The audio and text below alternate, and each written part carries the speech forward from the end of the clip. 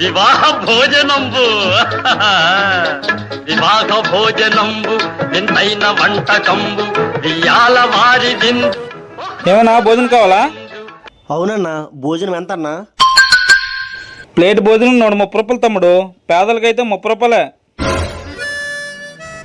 అన్నా నేను పేదోడిని అన్నా, నాకు పెడతావా 30 రూపాయలకు భోజనం? తమ్ముడు నువ్వు పేదోడివేనా? కూర్చో, భోజనం తెస్తాను.